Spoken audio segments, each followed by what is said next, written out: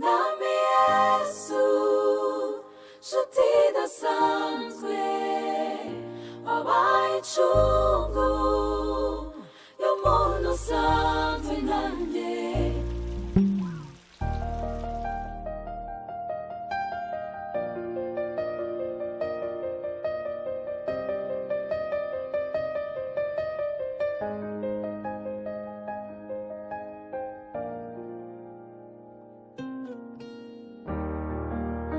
Mana nyegera ngendana niwe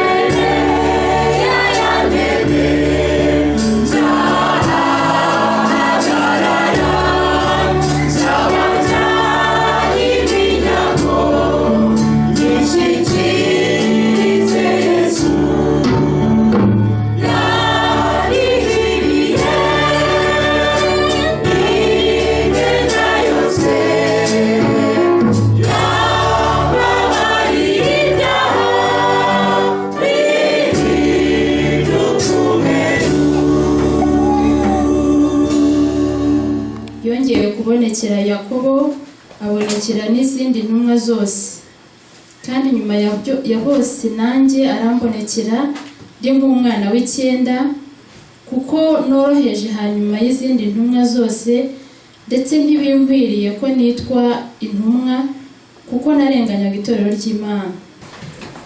Turagushimye, turagwimbaje Data twese turi mu ijuru, tugushimiye kubana natwe ukaturinda ukatwitaho turi abanyabyaha, turi abo kurimbuka, izina ryawe nirihimbazwe. Ntabwo twagombye kuba turi aha ngaha, nta nubwo twagombye kuba turiho kubera amaraso watumeneye ku musaraba w'i Karuvari. Ayo ngayo rero yaducunguje igiciro cyinshi, maze tubasha kuba turi aha ngaha turi imbere yawe, ubihimbarizwe. Iyo uza gupfa gusa ntuzuke nta byiringiro namba twari kuba dufite, ariko tugushimiye yuko wazutse kandi natwe ukawiteguye kuzagaruka kudutwara mu bwami bwawe. Nuko niyo byiringiro dufite kandi uduhe kubiharanira kugira ngo umunsi uri izina ubwo urabikwerekanwa uzasange twiteguye tujyane nawe mu bwami bwawe. Amateraniro aba y'umugisha kandi umuntu wese wageze ahangaha ntataha amara masa, ahubwo twe dutahe twujuje umwuka wera, ko tubigusabye mu izina rya Yesu. Amen.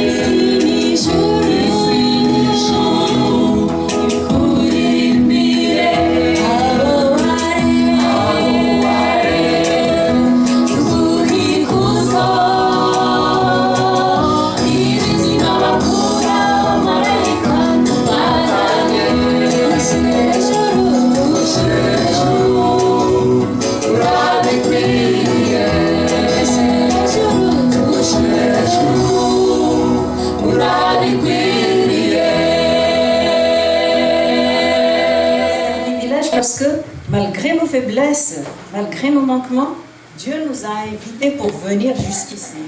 Namahirwe rero kuko nubwo dufite intege nke n'ibibazo byose dufite Uwiteka yadutumiye kuza twese guhurira hano uyu munsi. Dieu le créateur de l'univers le Dieu Tout-Puissant, il nous a invités, nous qui sommes pas grand-chose en fait. rurema imana yaremye byose yadutumiye uyu munsi nubwo twebwe ntacyo turi cyo. C'est pourquoi je dis que nous sommes privilégiés. Niyo mpamvu mvuga yuko turabahirwe turabanyamahirwe. Dieu nous aime et il nous a appelés à être ses enfants. Imana iradukunda kandi yishimira yuko twitwa abana b'Imana. Et puisque Dieu nous aime tous également, alors je vous invite à saluer votre voisin de gauche et de droite et lui dire Dieu t'aime. Nkuko Yesu rero adukunda twese kimwe, reka turebe bagenzi bacu batwegereye tunababwire ko Yesu adukunda.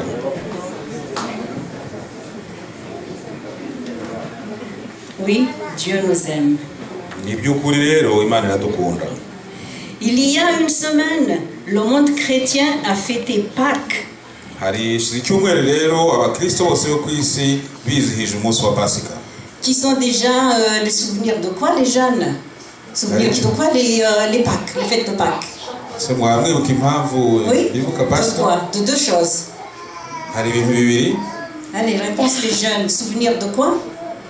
Alors, on voit s'il vous plaît. Oui, de la mort de Jésus et de sa résurrection. Twibuka rero urupfu rwa Kristo ndetse no kuzuka kwe. Il était mort quel jour déjà? Ese aba yapfuye ryari? Vendredi, que la Bible appelle jour de préparation. Ku nyuma y'isabato ariwo Bibiliya yita umunsi w'umwiteguro. Et il était ressuscité quel jour? Yazutse ryari? Le dimanche, que la Bible appelle quoi? Ku cyumweru. Le premier jour de la semaine. Akaba ariwo Bibiliya yita umunsi wa mbere w'icyumweru. Entre les deux, c'était quel jour? Hagati y'iminsi ibiri isabato. Et il était resté dans la tombe. Kandi Yesu yari yagumye mu mva ye icyo gihe kuri uwo munsi w'isabato. Par respect pour le sabbat. Kubera icyubahiro yari afitiye umunsi w'isabato. Et nous venons de voir la doctrine du sabbat là. Tumaze kumva rero ishingiro ry'isabato. Oui, tandis que le monde se souvient et fête ces événements une fois par an, nous les adventistes, nous nous souvenons et fêtons à chaque service de Sainte Seine. Nkuko rero isi yo ibikora rimwe mu mwaka yibuka ivuka rya Yesu Kristo ndetse n'izuka rye, abakristo adventiste twebwe tubyibuka buri gihe iyo tugiye ku ifunguro ryera. Ça veut dire quoi? Combien de fois par mois, par an alors? Si les choses marchent bien. Tubyibuka igihe kingana iki mu mwaka? 4 fois par an. Nibura inshuro enye mu mwaka. Donc nous nous souvenons de ce Jésus qui nous a sauvés, spécialement 4 fois par an, mais tous les jours. Twibuka rero Yesu wadukijije nibura kane mu mwaka, ariko akenshi tubikora buri munsi. Bon, réjouissons-nous tout de même, car au moins les gens se souviennent du nom de Jésus à cette occasion des Pâques. Reka rero twishime nibura ko abantu bose hafi ya bose bibuka Yesu Kristo kuri uwo munsi wa Pasika. Il y a des gens qui sont choqués dans notre église lorsqu'on parle de Pâques pendant que le monde chrétien fête Pâques. Hari abadventiste rero usanga bagize ikibazo batanabyishimira iyo babona isi yose irimo yizihiza umunsi wa Pasika. Ils disent qu'on ne fête pas Pâques. Baravuga bati ntabwo twizihiza umunsi wa Pasika. C'est pas la peine d'en parler pendant le calendrier du monde chrétien. Nubwo ari ngombwa ko twagombye kubivuga mu matariki yose arebana n'iminsi y'abakristo. Je comprends leur opinion et leur position quant au Pâques. Abo bantu rero ndabumva bitewe n'ukuntu bafata uwo munsi wa Pasika. Je sais que la manière de fêter Pâques avec les lapins, les chocolats, la course au trésor, tout ça vient directement des fêtes religieuses dédiées aux divinités égyptiennes et divinités perses. Kandi abaziko neza yuko igihe abana biruka bajya guhiga amagi ndetse bakaba ku munsi wa Pasika babugereranya n'inkwavu n'ibindi nk'ibyo biva ku minsi mikuru y'abanyegiputa mu bahagubahiriza imana zabo. Et même la période pendant laquelle on fête Pâques a été copiée du calendrier de ces divinités. Ndetse n'umunsi bibikiraho Pasika bakaba barawukopiye cyangwa barawibye muri iyo minsi y'abanyegiputa. C'est-à-dire que les Pâques se tiennent toujours au printemps. akaba rero uwo munsi wa Pasika uba muri iki gihe akazuba kagatangiye kuva. Comme vous savez, il y a 3 dates de Pâques dans l'année. Nkuko mubizi rero hari amatariki 3 ya Pasika mu mwaka. Dans le monde religieux, je veux dire. Ndavuga mu isi y'abakristo.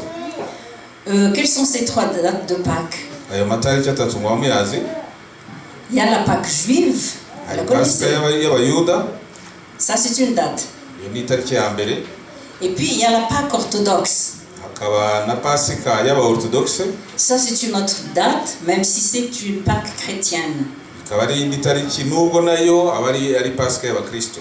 Et puis, il y a les Pâques du reste du monde chrétien. Hakaba rero ni indi tariki ya gatatu ya Pasika y'abantu bose b'abakristo bo kwisi. À l'orthographe, Pâques se met au pluriel, ça se termine par un S. Pasika rero nkuko muyizi bayandika mu bwinshi kubera ko irangijwe n'inyuguti ya S. En français. Mu gifaransa nibura. Mais c'était pour faire la différence entre la Pâque juive et les Pâques chrétiennes. Impamvu rero bayandika byanditse gutyo mu bwinshi kwari kugira ngo bawutandukanye n'iyo minsi ya Pasika yindi y'abayuda ndetse n'abaorthodoxe. Je reconnais que Pâques est donc copié à partir des divinités chrétiennes selon la manière de les fêter aujourd'hui. Nemera neza yuko rero umunsi wa Pasika bawukora bakurikije imana z'abakristo. Mais je reconnais en même temps que pendant Pâques, il y a des gens qui s'approchent réellement du Seigneur. Aba kandi nemera neza yuko muri iyo minsi ya Pasika hari abantu benshi begera Uwiteka cyane. Aujourd'hui, je préfère ne pas m'attarder sur ces détails.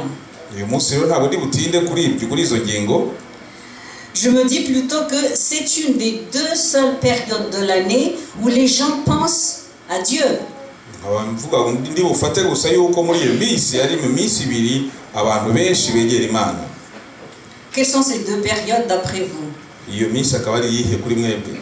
Allez-y, les 2 périodes où les gens pensent à Jésus, pensent à Dieu. Niryari abantu kuri isi yuko muri À Yesu. Noël et à Pâques. Ni ku munsi wa Noheli ndetse ko umunsi wa Pasika.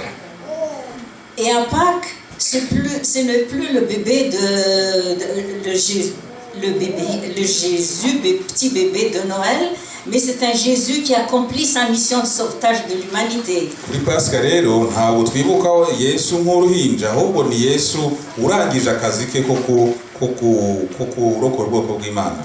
Alors, au lieu de chercher à critiquer ces religions et les condamner dans leurs pratiques, parlons plutôt des messages que nous transmettent Pâques. Aho kugira ngo rero turwanye abo bantu batekereza batyo ahubwo dutekereze ku ngingo nziza zikubiye muri iyo minsi twibutsa Yesu Kristo. Avant d'y passer, je vous invite à vous incliner pour une prière. Mbere yuko tukomeza rero ndayambasabe twubambike imitwe yacu maze dusenge. Seigneur, nous te remercions pour ton amour pour nous. Merci parce que tu as accepté de nous sauver. Tu as envoyé ton Fils et merci parce que tu as remporté la victoire. Maintenant, Seigneur, aide-nous à comprendre les messages que nous transmettent Pâques. Au nom de Jésus. Amen.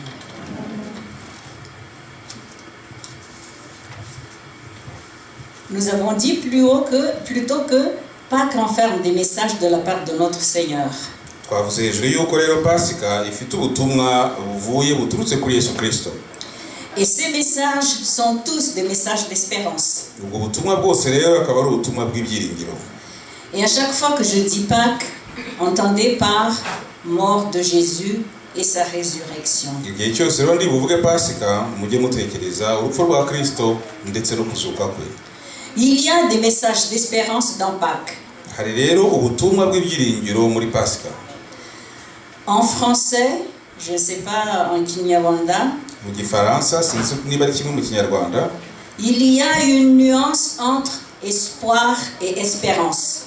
Hari itandukaniro Une petite nuance de sens. hari itandukaniro mu byiringiro ndetse sinzi ukuntu nabyita ndumva mu Kinyarwanda ari kimwe no kwizera.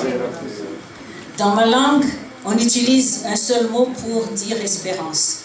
mu rurimi rwe rero mu kimarigashi bakoresha ijambo rimwe mu gusobanura ibyiringiro. Qu'avait-il continué un ou deux mots pour dire espoir, espérance, non? Ok. Mais en tout cas, en français, la nuance est la suivante. Mu gifaransa rero aho bitandukaniye naha. Quand on parle d'espérance en français, ça se rapporte toujours, le plus souvent, aux choses divines. Iyo bavuga rero kwizera mu gifaransa bigenda birebana n'ibirebana n'ibyo mu ijuru. Ça se rapporte aux espoirs qui sont sûrs et certes. Bikaba rero bigendana n'ibyiringiro umuntu aba afitiye ukuri niko navuga.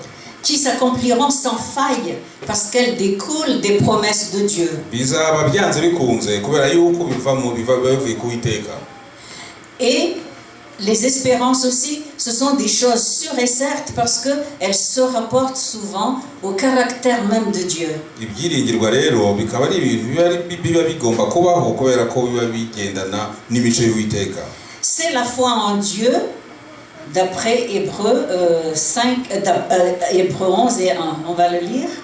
Ni ibyiringiro rero nk'uko tubibona mu Baheburayo igice cya 11 umurongo wa mbere.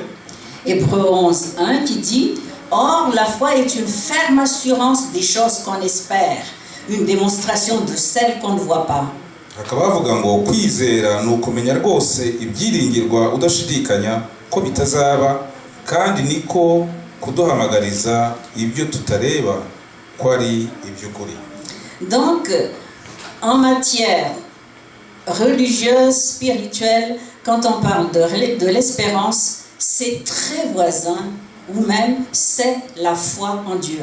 Iyo bavuga ibyiringirwa rero hano mu birana n'ibya Gikristo bigendana rero no kwizera Yesu Kristo. Citons ensemble Jean 3,16, ou bien je demande aux enfants, et les enfants, où sont les enfants? Ese twavugira hamwe Yohana igice cya 3:16. Les garçons, réveillez-vous. Citons à haute voix, mettez-vous debout, puis on va citer Jean 3,16.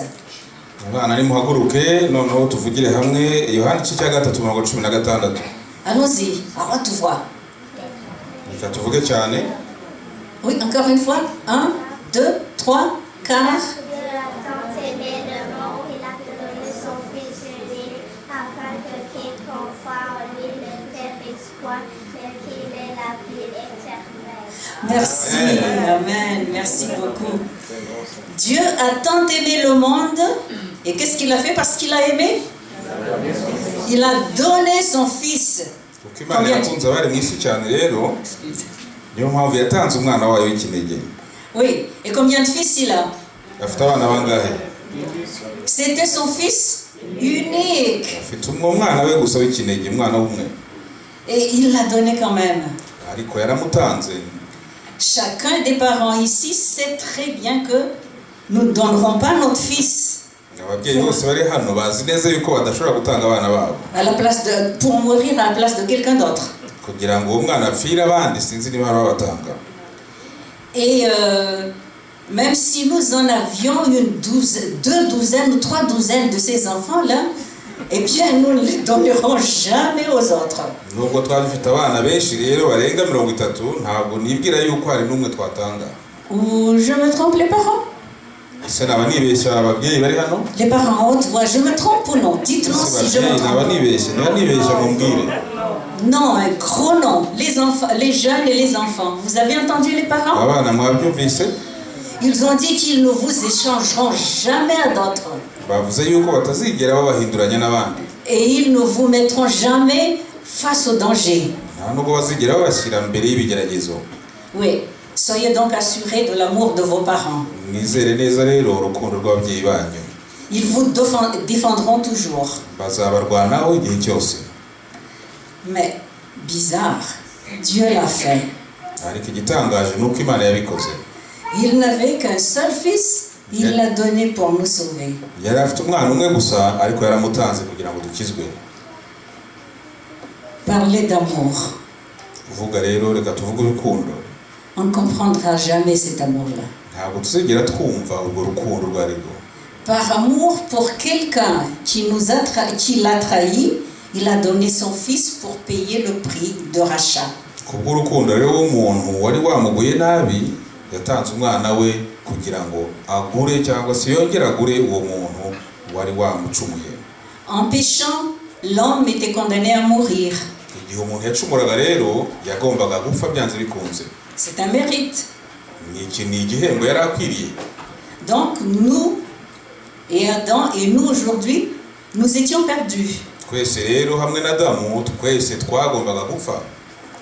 Vous voyez, heureusement, voyez-vous, dans Luc 19, verset 10, je voudrais que vous tourniez la Bible. Ndagira ngo rero dufungurire hamwe muri Luka igice cya 19 umurongo wa 10. Luc 19, verset 10. Luka igice cya 19 umurongo wa 10. Tout le monde y est? Ese twaba twahageze twese?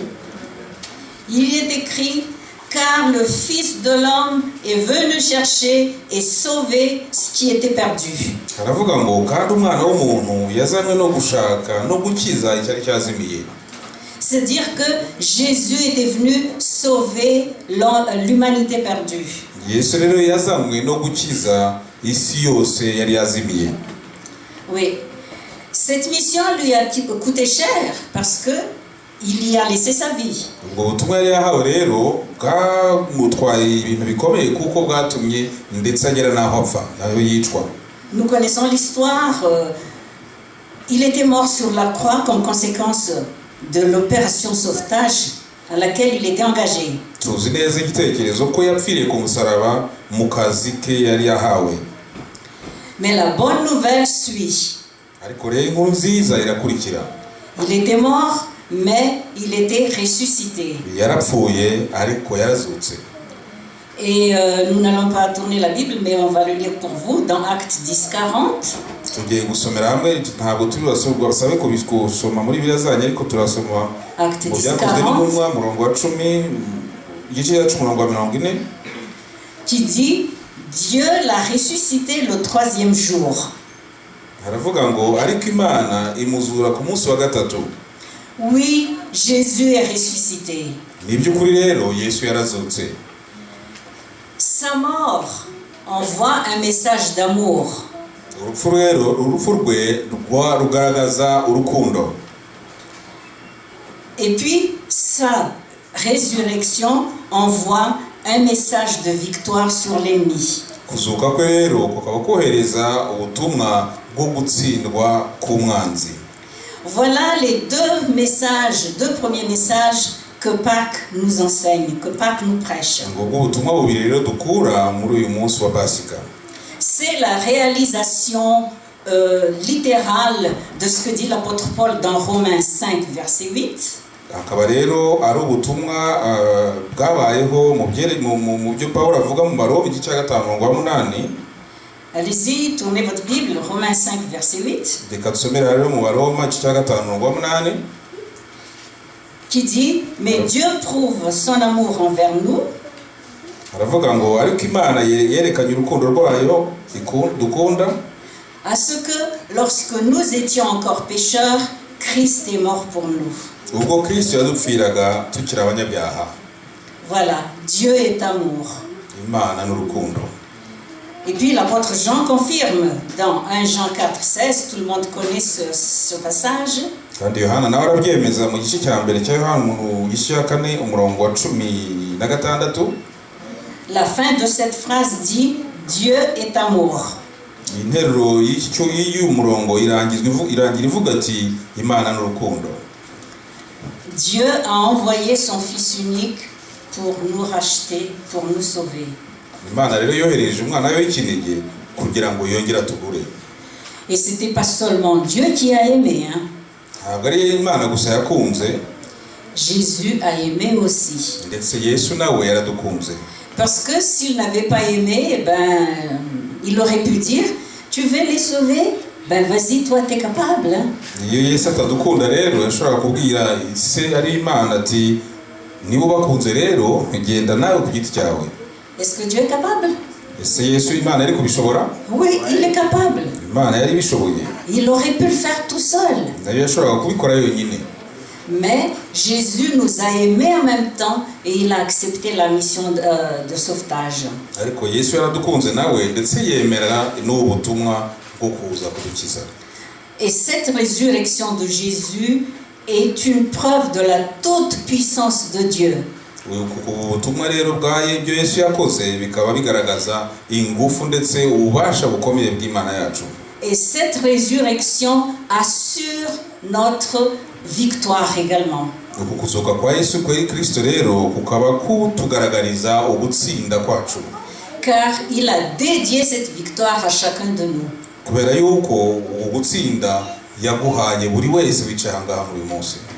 Message d'amour, message de toute puissance, ce sont même les caractéristiques de Dieu.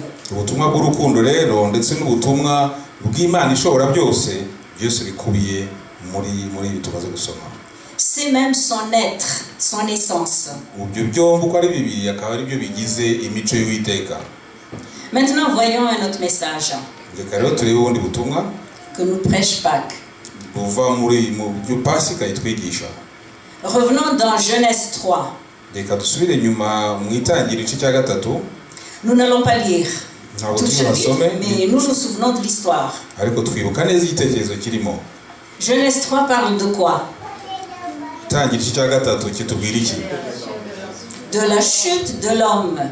Bikaba bitubwira ugutsindwa k'umuntu. L'homme est devenu pécheur. Umuntu yabaye umunyabyaha. Et dans Romains 6, 23, l'apôtre Paul dit, car le salaire du péché, c'est quoi? C'est la mort. Mu Baroma rero 6 umurongo wa 23 aravuga ngo kuko ibihembo by'ibyaha ari iki? Ari urupfu. Or, nous avons tous péché. Ni ukuvuga yuko twese twakoze ibyaha. Est-ce qu'il y en a qui n'a pas péché? Ese hari n'umwe utarakoze icyaha? Nous avions un gendre dans notre pays, à Madagascar. Bari bafite umukwe muri gihugu cyabo. Il est comique. Akaba ari umuntu usetsa. C'est rare qu'il serre la main des autres. Ntabwo rero akunda gutanga ikiganza cye ngo asuhuze abandi. Parce que d'après lui, cette personne-là a péché et lui, il n'a pas. Kubera yuko we yatekereza ko buri wese azi ikiganza cye yakoze ibyaha kandi we nta byaha akora. Et pour qu'il n'attrape pas le péché de l'autre, il ne lui serre pas la main. Kugira ngo rero adafata ibyaha by'undi ntabwo amuha ikiganza. Comme si le péché était une maladie infectieuse. Ntawe icyaha ari indwara yanduza. Mais enfin, nous avons tous et chacun péché. Ariko ubutumwa tubona hano tubwira yuko twese twakoze ibyaha. Nous sommes tous condamnés à mourir. Twese tukaba twaragombaga gupfa. C'est une très mauvaise nouvelle, n'est-ce pas? Ni inkuru mbi nkuko mubyumva. Et voici la bonne. Ariko rero hari inkuru nziza. Jean 1:29. Muri Yohana igice cya 29. Jean 1:29. Yohana igice cya 29. Ceux qui le trouvent lisent ensemble en français et en kinyarwanda. Abahabonye reka dusomere hamwe mu gifaransa no mu kinyarwanda. Allons-y, 1, 2, 3. Voici l'agneau de Dieu qui ôte le péché du monde. Allons-y, ensemble. Voici l'agneau de Dieu qui ôte le péché du monde. Waouh! Bonne nouvelle, n'est-ce pas? Inkuru nziza rwose itangaje. Jésus ôte le péché. Yesu akuraho ibyaha. Nous sommes pécheurs, nous sommes perdus, mais Jésus a ôté le péché. Turi abanyabyaha ndetse twarazimiye ariko Yesu Kristo adukiza ibyaha byacu. Et avec cet acte d'ôter nos péchés, nous ne sommes plus condamnés à mourir. Kubw'ibyo rero Yesu yadukuyeho icyaha ntabwo tukiri abantu bagomba gupfa. Dans 1 Jean 1:9. Mu rwa mbere rwa Yohana igice cya mbere umurongo wa 9. 1 Jean 1:9. Urwandiko rwa mbere rwa Yohana igice cya mbere umurongo wa 9. Il nous est dit, si nous confessons nos péchés, il est fidèle et juste pour nous les pardonner et pour nous purifier de toute iniquité. Haranditse ariko nitwatura ibyaha byacu niyo yo kwizerwa kandi kiranukira kutubabarira ibyaha byacu no kutwezaho gukiranirwa kose. Oui, frères et sœurs. nibyo kuri bavandimwe. À la croix, à la mort de Jésus, nos péchés ont été pardonnés. Ku musaraba ndetse mu rupfu rwa Yesu Kristo ibyaha byacu byarababariwe. Et ça, c'est un des messages de Pâques aussi. Akaba ari rumwe mu butumwa bwa Pasika. Nos péchés sont pardonnés. Ibyaha byacu byarababariwe. Dieu ne nous regarde plus comme l'humanité salie par le péché. Imana ntabwo ikitureba nk'abantu bishwe n'ibyaha, mais il nous regarde à travers le sang versé par Jésus. ahubwo itureba inyuze mu maraso ya Yesu Kristo. Et il nous voit purs. Itubona rero nk'abera. C'est ce que nous dit le verset ici, pour nous purifier de quelques-unes de nos iniquités. C'est ça? Nibyo tubwirwa ngaho tubabarirwa bimwe mu byaha byacu. Non, mais de toute iniquité. Quand c'est toute, c'est toute. Ntabwo itubabarira gusa ibyaha bimwe, ahubwo itubabarira byose ibyaha byacu byose. Jésus a ôté nos péchés en mourant sur la croix. Yesu yaduhanaguyeho ibyaha byacu igihe yapfiraga ku musaraba. Dans le passage de base que nous avons lu tout à l'heure, il est dit au verset 3, Christ est mort pour nos péchés. Mu isomo twasomye rero twabwiwe neza yuko Yesu Kristo yapfiriye ibyaha byacu. Il nous suffit tout simplement, dit 1 Jean 9, que nous confessions nos péchés et ils seront ôtés. Dukwiriye gusa kwihana ibyaha byacu kugira ngo ibyo byaha byacu bibabarirwe. Avant la mort de Jésus et sa résurrection, nous étions sous le joug de Satan. Mbere yuko Yesu adupfira ku musaraba rero twari tuboshwe n'umwanzi Satani. Et maintenant, nous sommes libérés parce que il est ressuscité. Ubu rero twarakijijwe kubera ko Yesu Kristo yazutse. Qui est-ce qui parmi vous a vu le film La Passion? Ninde waba warabonye filime yitwa Passion? Oui, moi aussi je l'ai vu. Et je ne sais pas si vous avez remarqué que lorsque Jésus a expiré, Satan, il a fait Satan sous forme de serpent a crié avec désespoir. Il y avait ce détail-là dans ce film. Nzi niba mwarabonye rero yuko igihe Yesu yavaga mu mwuka, Satani yavugije induru ameze asa n'inzoka yirukanka. Parce que à la mort de Jésus, il est vaincu. Kubera yuko mu rupfu rwa Kristo Satani yaratsinzwe. Et à sa résurrection, c'est définitif. La victoire est à Jésus, mais pas à lui. Nuko Yesu rero amaze no kuzuka, gutsinda kwabaye kwa Yesu Kristo by'iteka ryose na Satani atsindwa iteka ryose. Nous sommes purifiés. Twababariye ibyaha byacu. Et avec cette purification, dans Romains 8:33, Kubwo kubabarirwa rero mu Baroma 8:33, Romains 8:33, Abaroma 8:33, qui accusera les élus de Dieu? C'est Dieu qui justifie. aravuga ngo ninde uzarega abana b'Imana kandi Yesu Kristo ariwe udusobanura, ariwe atubabarira. La suite logique de notre purification, c'est notre justification. Ou on peut aller aussi à l'inverse. Conséquence de la justification, c'est la purification. C'est vice-versa dans ce sens-là. Uko gukizwa kwacu rero kuva muri urwo rupfu rwa Kristo watubabariye ibyaha. Nos péchés sont pardonnés, nous sommes justifiés et nous sommes purifiés. Ibyaha byacu rero byatuvanyweho turezwa ubu tukaba turabere. Et un dernier point que je voudrais souligner dans les messages de Pâques, umurongo wa nyuma rero nifuza ko tuvuganaho mu butumwa bwa Pasika, parce que nous sommes pardonnés, justifiés et purifiés, nous sommes héritiers de la vie éternelle.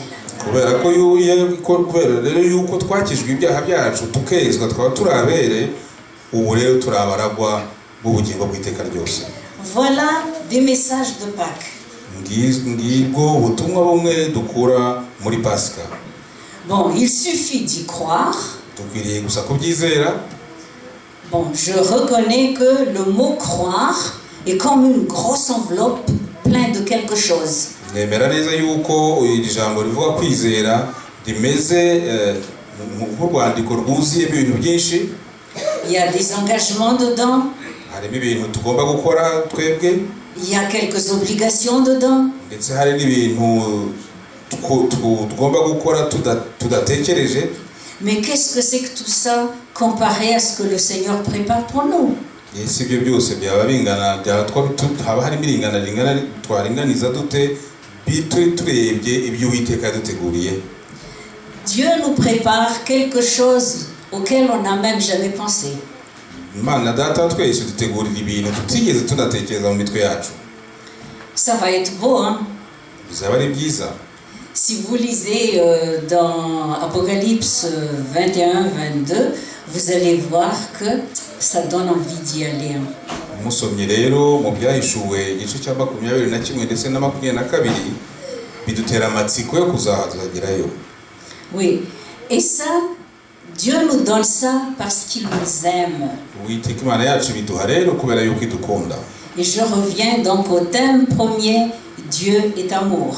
Abangarutse rero ku gihimba cy'ubutumwa bwacu kivuga yuko Imana ari urukundo. Et ça c'est sûr et certes, c'est un message d'espérance. Ibi ni ibintu rero by'ukuri kandi bikaba ari ubutumwa bw'ibyiringiro. Je vous invite à lire 1 Corinthiens 15 jusqu'à la fin à la maison et vous allez découvrir que Paul prend beaucoup de peine pour nous expliquer que Jésus est ressuscité. Mu Rwanda rw'Abakorinto rero igice cya 15 ndabasaba kubisoma mugeze n'iwanyu. Pawulo arakora ibishoboka byose kugira ngo dusobanurire ukuntu Yesu yigoye kugira ngo dupfire. Et il est en train d'expliquer que cette résurrection de Jésus est un genre de... Comment est-ce que je dirais ça? A token. C'est un genre d'acompte. Il est ressuscité, mais ça assure notre résurrection à nous. Akaba rero Pawulo asobanura yuko icyo gikorwa cyo gudukiza ibyaha ari igikorwa kitubashisha gutsinda nubwo cyamaze kubagerageza kugisobanura kandi muri bushya. Il dit, si Christ n'est pas ressuscité, 1 Corinthiens 15-14, haravuga mu Rwanda rw'Abakorinto 15:14 haravuga ngo kandi niba Kristo atazutse, notre prédication est donc vaine.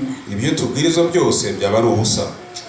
Et votre foi aussi est vaine. Ndetse no kwizera kwanyu kwaba gupfuye ubusa.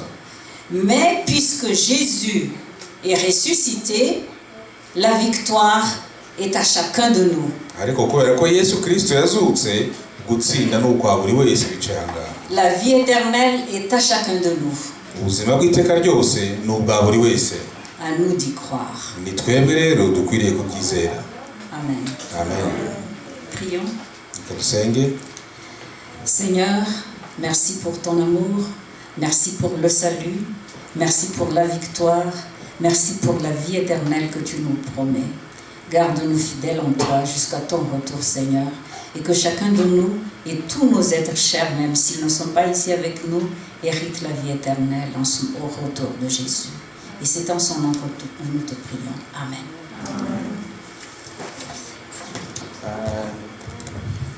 Muri aka kanya hari nagira ngo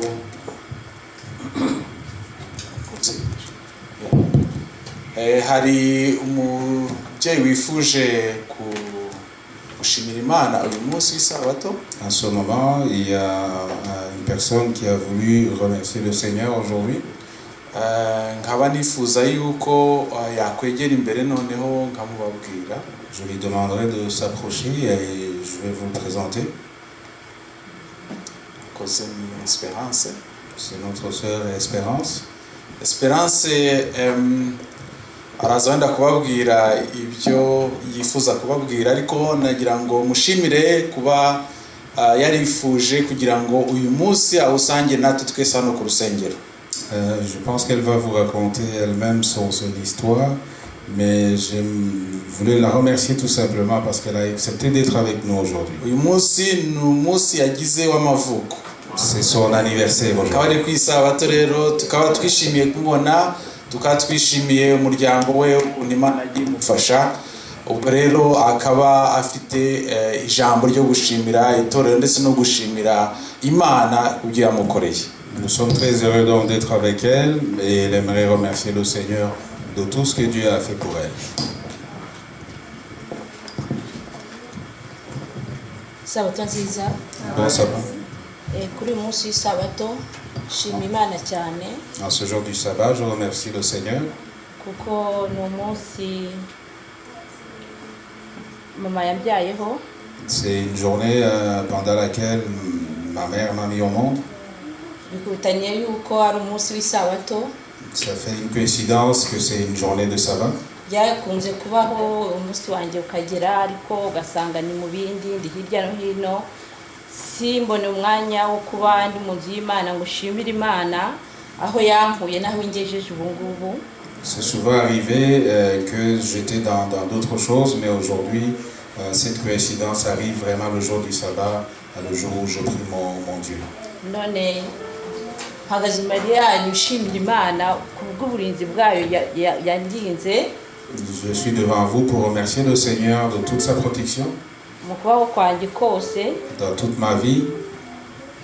nkaba nishimira ko yakomeje kumbungabunga ndetse ikabungabunga n'umuryango wanjye.